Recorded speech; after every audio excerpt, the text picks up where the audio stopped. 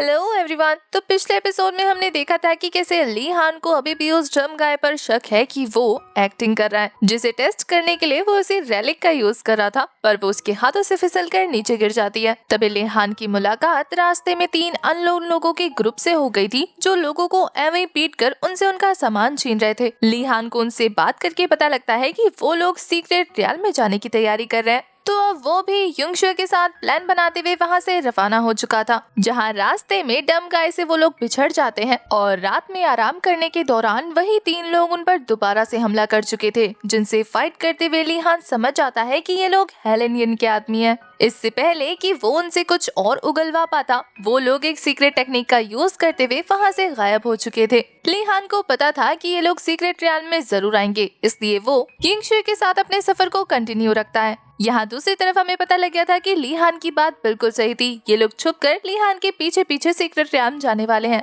इस एपिसोड की स्टार्टिंग में दिखाते हैं कि सीक्रेट ट्रायल के उस पोर्टल के बाहर काफी सारे लोग आए थे। ली हान की एंट्री हो जाती है वहाँ युंगशुए के साथ। वहाँ पर इतने सारे लोगों को देखने के बाद सिया भी लाइक, ये सभी तो तुम्हें ही देख रहे हैं। अब इस तालाब में इतनी सारी मछलियों के बीच में तुम्हें कैसे पता लगेगा कि कौन सी मछली तुम्हारे पीछे पड़ी है। ली हान अपने पास मौजूद उस रेलिक को दिखाते हुए कह रहा था कि बस चारा डालने की देरी है, उसके बाद मछली खुद ब खुद सामने आ जाएगी। तभी यहाँ भीड़ के बीच में से फॉक्सी ली हान को देख लेती है। वो भी वहाँ पर आई हुई थी। वो ली हान के पास जाकर कहती है कि तुमसे कितने दिनों के बाद मुलाकात हुई। ली हान मास्टर ये फैंग को वहाँ देखकर उसे सवाल कर रहा था कि क्या सेक्ट में कोई प्रॉब्लम आ गई है। वो तो कहती है कि कैसी बात कर रहे हैं सेक्ट लीडर, मेरे और फॉक्सी के रहते आखिर सेक्ट में कोई प्रॉब्लम आ सकती है? हमने काफी अच्छे से सेक्ट को संभाला हुआ है। फॉक्सी भी उसकी हमें हाँ मिलाते हुए कह रही थी कि बेफिक्र रहो, हमने सच में सेक्ट को काफी अच्छे से संभाला हुआ है, इसलिए तुम्हें सेक्ट की टेंशन लेने की कोई जरूरत नहीं है। इसके बाद तो एल्डर ये फैंग हमारे ली हान से कहती है कि वैसे करंट मास्टर, मैंने ना आपकी ना भविष्य के बारे में कुछ चीजें पता की हैं, जिससे मैं ये कह सकती हूँ कि सीक्रेट ट्रायल में जाने के बाद आपकी किस्मत बदल जाएगी। आपकी किस्मत का तारा चमकने वाला है। आपकी मुलाकात एक खास इंसान से होने वाली है। इसीलिए मैं यहाँ आपका इंतजार कर रही थी, ताकि मैं आपको इस बारे में बता सकूं कि मैंने आपके लिए उस सितारे को ढूंढ लिया है जो आपकी किस्मत चमकाने वाला है। उस किस्मत के सितारे के बारे में जानने के लिए तो ली हान भी एक्साइटेड था। हमारी जिया भी अब ये रोते हुए कह रही थी कि देखे तो सही, आखिर वो कौन सा इंसान है जो तुम्हारी किस्मत चमकाने वाला है। वैसे तो तुम्हारी कोई किस्मत है ही नहीं, लेकिन फिर भी देख लेते हैं। तभी यहाँ पर मास्टर ये फैंग हमारे ली हान को और किसी से नहीं बल्कि उसी डम गाय से मिलवाती है, जो हमारे ली हान को देखकर फिर से खुश हो जाते हुए कहता है कि बड़े भैया, अभी तक आपने मुझे वो फ्यू फ्यू नहीं सिखाया, मतलब तलवारबाजी। इसके बाद तो मास्टर ये फैन हमारे ली हान से कहती है कि ये बंदा बिल्कुल इंसानों जैसा है, इसके पास कोई भी कल्टीवेशन नहीं है। जिया उसे देखकर मुस्कुराते हुए कह रही थी कि लगता है ली हान, ये सच में तुम्हारी किस्मत से जुड़ा हुआ है, वरना घूम फिर कर तुम्हारे पास ही वापस कैसे आ जाता है। इससे पहले कि वो दोबारा जाकर उसका दिमाग चेक कर पाती, वहाँ पर एक एल्डर की एंट्री हो जाती है, जो कि काफी जबरदस्त तरीके से आए थे। वो आने के बाद सबसे कहते हैं कि टाइड साउंड सीक्रेट रियाल्म वो जगह है जहाँ पर स्वॉर्ड सेंट की एक खतरनाक ब्लड डीमन के साथ फाइट हुई थी। ये जगह खतरों से भरी हुई है, लेकिन साथ ही यहाँ पर काफी बेशकीमती खजाने मौजूद हैं। अगर तुम अपनी काबिलियत के हिसाब से ये ट्रेजर हासिल कर लेते हो तो फिर वो ट्रेजर तुम्हारा होगा। ये बोलने के बाद वो एल्डर वहाँ पर एक पोर्टल ओपन करते हुए कह रहे थे कि अब आप सभी इसके अंदर जा सकते हैं। इस अनाउंसमेंट के बाद तो एक एक करके लोग उस पोर्टल के अंदर जाना शुरू कर देते हैं, जहाँ शी होंग नाम की लड़की फिर से हमारे ली हान को देखकर मुस्कुरा रही थी। उसे वहाँ देखने के बाद वो चौंक जाता है, क्योंकि ली हान को लगा था कि ये इतनी जल्दी तो उसके सामने नहीं आएगी, पर वो और उसका साथी तो ली हान को चिढ़ाते हुए पोर्टल के अंदर जाते हैं। उन लोगों को देखने के बाद युंगशुए बताती है कि लगता है इन लोगों ने और भी ज्यादा लोगों को अपना विक्टिम बनाया है, क्योंकि इनकी कल्टीवेशन पहले से ज्यादा बड़ी हुई लग रही है, और ऐसा तभी हो सकता है जब ये लोगों को मारकर उनका सामान हासिल करके उससे अपनी कल्टीवेशन इम्प्रूव करे। ली हान भी ये सुनकर काफी ज्यादा सीरियस हो गया था, इसलिए वो एक सेकंड भी और वेट नहीं करता, बल्कि तेजी से उस पोर्टल के अंदर चला जाता है। युंगशुए जो कि उसके पीछे पीछे ही जाने वाली थी, उसकी नजर उस डम गाय पर पड़ती है, जो कि बचने की कोशिश कर रहा था, पर वो उसे गर्दन से पकड़कर उस पोर्टल के अंदर ले जाती है, वो भी जबरदस्ती।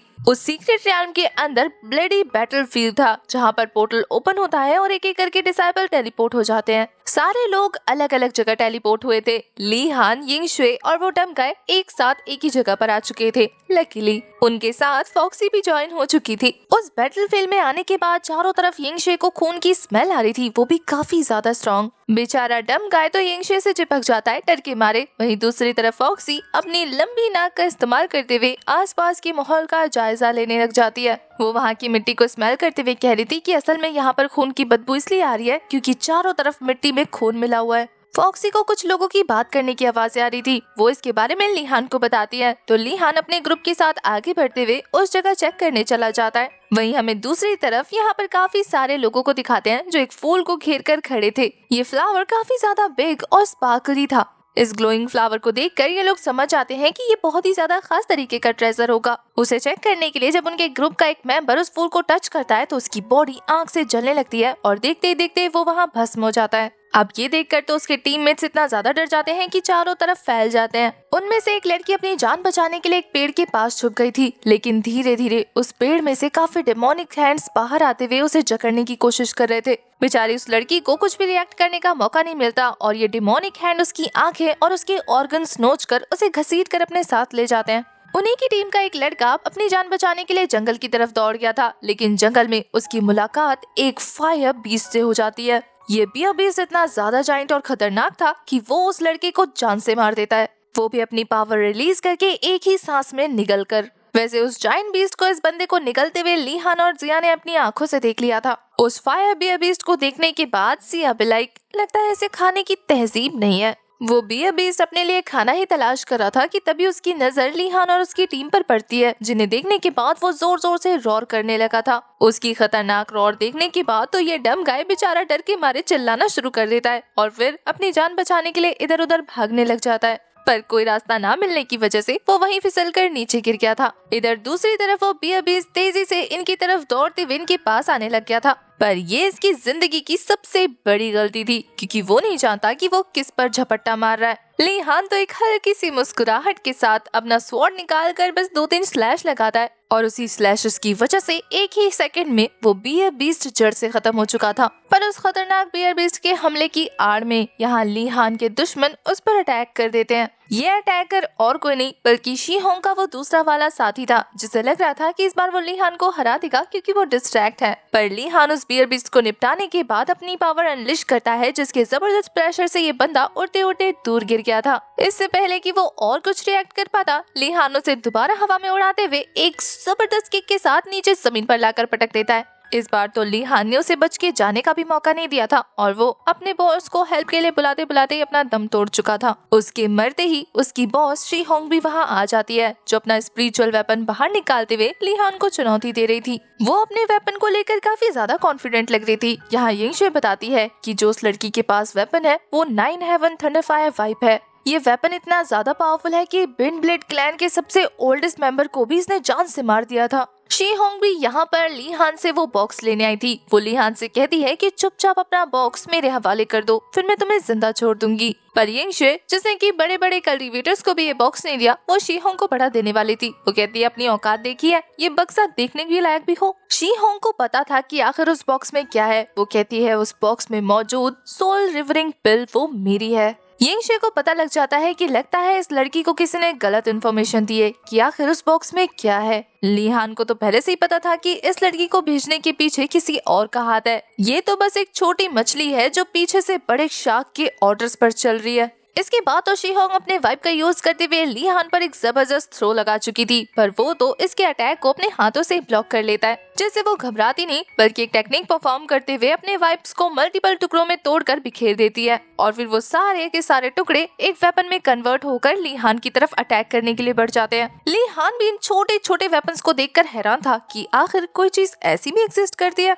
वो उन सारे टुकड़ों से बचने के लिए एक हाई जंप लगा चुका था, जिससे वहाँ पर एक जबरदस्त ब्लास्ट क्रिएट हो जाता है। उसके बाद तो वो छोटे छोटे वेपनों से चेज करते हुए उसे चारों तरफ से हिट करने वाले थे, पर वो अपनी स्वॉर्ड की हेल्प से उन सभी की डायरेक्शन को डिस्ट्रैक्ट करते जा रहा था और फिर उन सारे टुकड़ों को खुद से दूर करते हुए एक जबरदस्त स्लैश लगाकर शी होंग को भी हिट करने की कोशिश करता है, पर वो भी जंप लगाते हुए लीहान के इस अटैक को डॉच कर लेती है। अभी तक भी उसका ये वेपन डिस्ट्रॉय नहीं हुआ था, बल्कि उसके ऑर्डर का इंतजार कर रहा था। यहाँ लीहान उसे देखते हुए पूछने लगता है कि तुम्हें किसने यहाँ पर भेजा है। वो लीहान की बातों को इग्नोर करते हुए कह रही थी कि जो मरने वाला है वो अभी भी मेरे मास्टर का ध्यान कर रहा है। तुम्हें तो पहले मुझसे बचने के बारे में सोचना चाहिए, क्योंकि मैं तुम्हें छोड़ने वाली नहीं हूँ। उसकी बातों के ही दौरान वहाँ पर 2 और लोगों की एंट्री हो जाती है जो ली हान को धमकाते हुए कह रहे थे कि अपने पास मौजूद वो बॉक्स हमें दे दो, उसके अंदर का मिरेज स्पिरिट पर्ल वो सिर्फ हमारा है। फॉक्सी ये सुनकर ली हान से कह रही थी कि सोल सर्विंग पिल, मिरेज स्पिरिट पिल, आखिर उस बॉक्स में ऐसा कौन सा खजाना छुपा हुआ है जो ये सभी लोग इस बॉक्स के पीछे पड़े हैं।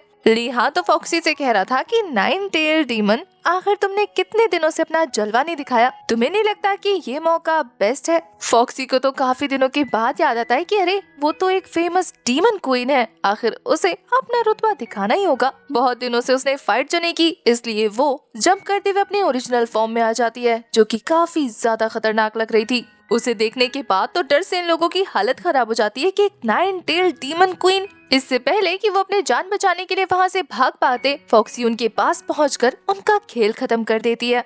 उन लोगों को लहूलुहान करने के बाद जैसे ही जिया की नजर उनकी बॉडी पर पड़ती है तो वो ये देखकर हैरान थी कि यहाँ की जो जमीन है वो लोगों की खून को एब्जॉर्व कर रहा है, जो कि बहुत ही ज्यादा अजीब बात थी। फॉक्सी ने तो काफी दिनों के बाद फाइट की थी, उसे तो बड़ा मजा आ रहा था। यहाँ शी होंग भी अपने सामने उस पावरफुल 9 टेल डीमन फॉक्स को देखने के बाद काफी ज्यादा डर गई थी। ली हान उसे डरता देखकर कहता है कि क्या अब भी तुम्हें फाइट कंटिन्यू करनी है, अब भी वो बॉक्स चाहिए। वैसे शी होंग डर तो काफी ज्यादा गई थी, लेकिन वो हार मानने को तैयार नहीं है। वो ली हान से कहती है कि तुम तो अपनी खैर मनाओ, और फिर अपने पास मौजूद उस हेवन वेपन का यूज करते हुए वो वहाँ पर एक फॉर्मेशन क्रिएट कर देती है जो कि एक ब्लडी फॉर्मेशन था। ली हान को ट्रैप करने के बाद वो हेवन के थंडर को समन करना शुरू कर देता है। ली हान तो आराम से उस फॉर्मेशन को कंप्लीट होता देखकर उस अटैक का इंतजार करने लग जाता है। जैसे ही वो अटैक उसके ऊपर थ्रो होना शुरू हो गया था, वो भी अपनी स्वॉर्ड का यूज करते हुए अपना थंडर रिलीज करता है, जिससे आसमान में एक जबरदस्त ब्लास्ट क्रिएट हो गया था। इस जबरदस्त एनर्जी ब्लास्ट की वजह से शी होंग का वो अटैक पूरी तरह से नाकाम हो जाता है। अपनी स्पिरिचुअल पावर यूज करने की वजह से वो भी काफी बुरी तरीके से इंजर्ड हो गई थी। ली हान के इस जबरदस्त अटैक की वजह से उसका वो 9 हेवन वेपन भी डिस्ट्रॉय हो चुका था। अब उसे पता लग जाता है कि वो ली हान को नहीं हरा सकती, तो वो उसके आगे घुटने के बल बैठ जाती है। वहीं ली हान उसके सामने स्वॉर्ड तान कर खड़ा था। वो उससे कहता है कि अगर मुझे हराना है ना, तो फिर इस जैसे 10 और वेपन भी कम पड़ेंगे। वो तो उसे टॉन्ट मारते हुए कह रहा था कि ऐसी ताकत के बलबूते पे तुम मेरी जान लेने वाली थी। शी होंग को कुछ समझ नहीं आता, तो वो जमीन पर अपना सर पटकते हुए ली हान से अपनी जान की भीख मांगने लगती है कि मुझे यहाँ से जाने दीजिए, मैं दोबारा आपका पीछा कभी नहीं करूंगी। मुझे तो एक आदमी ने आपके पीछे भेजा था, ये कहते हुए कि आपके पास काफी पावरफुल पिल है, मैं दोबारा आपके रास्ते में नहीं आऊंगी, मेरी आपसे कोई पर्सनल दुश्मनी नहीं है, मुझे माफ कर दीजिए। ली हान को तो पहले से ही पता था कि ये किसी के ऑर्डर पर काम कर रही है, तो वो उसे उसका नाम पूछता है कि आखिर वो कौन है। शी होंग काफी ज्यादा डरते हुए कहती है कि मुझे उसका नाम नहीं पता, लेकिन मैं इतना जानती हूँ कि वो एक जगह से अपाहिज है, वो बस हमें आवाज के जरिए ऑर्डर देता था, इसके अलावा मेरा और उसका कोई कनेक्शन नहीं। ली हान को पता लगता है कि वो बंदा जो कि ली हान के खिलाफ सभी को भड़का रहा है, उसके पास एक कान नहीं है। ली हान इस बात पर यकीन तो नहीं करना चाहता था, क्योंकि वो जानता है कि जो कोई भी इन लोगों को उसके पीछे लगा रहा है, वो अपनी असली आइडेंटिटी थोड़ी ना इनके सामने रिवील होने देगा। ली हान को सोच में देखकर शी होंग फिर से अपना सर जमीन पर पटकते हुए कह रही थी कि मैंने आपको सब कुछ बता दिया, अब तो प्लीज मुझे यहाँ से जाने दीजिए। आप चाहे तो मुझे किसी भी तरीके का काम बता सकते हैं, मैं करने के लिए तैयार हूँ, लेकिन प्लीज मुझे जान से मत मारना। अभी थोड़ी देर पहले ली हान को धमकी दे रही थी और अब अपनी जान की भीख मांग रही है। ली हान भी लाइक, तुम जैसे कीड़े मकोड़े को मारकर मेरा वैसे भी कोई फायदा नहीं होने वाला, और इसके अलावा तुम्हें वो बॉक्स चाहिए ना, तो ये लो, ले जाकर अपने उस मालिक को पकड़ा दो, ये बॉक्स वैसे भी मेरे किसी काम का नहीं है। ये बोलने के बाद वो इस बॉक्स को उस लड़की के सामने फेंक देता है। ली हान जाते जाते उस लड़की से कह रहा था कि इस बॉक्स को याद से अपने ओनर को पकड़ाना। शी होंग ऐसे प्रिटेंड करती है जैसे कि उसे ली हान की बात समझ आ गई और वो उसी की बातों को फॉलो करेगी, लेकिन जैसे ही ली हान वहाँ से अपनी टीम के साथ रवाना होता है, इस लड़की के तो तेवर ही बदल जाते हैं। वो उस बॉक्स को उठाते हुए कह रही थी कि ये मैं अपने मालिक को दूंगी, मैंने इसके लिए इतनी जोखिम थोड़ी ना उठाई थी, वैसे भी अब ये बॉक्स मेरा है। ये बोलकर वो जैसे ही उस बॉक्स को ओपन करती है, उसमें से एक जबरदस्त अटैक उसके ऊपर लगने शुरू हो जाते हैं, जिससे जबरदस्त लैशेस के मारे खून बहने की वजह से वो मारी जाती है। उसके मरते ही ये रेलिक हमारे ली हान के सीक्रेट वेपन में कन्वर्ट हो जाता है। ली हान को पता था कि अपनी लालच नहीं संभाल पाएगी, इसलिए उसने जान के ये सीक्रेट ट्रेजर उसके हाथ में रखा और ये ली हान का सीक्रेट वेपन उड़ते उड़ते वापस उसके पास पहुंच जाता है। इसी के साथ हमारा ये वाला एपिसोड हो जाता है खत्म। आपको आज का एपिसोड कैसा लगा कमेंट करके जरूर बताना। तब तक के लिए bye bye, tata, take care.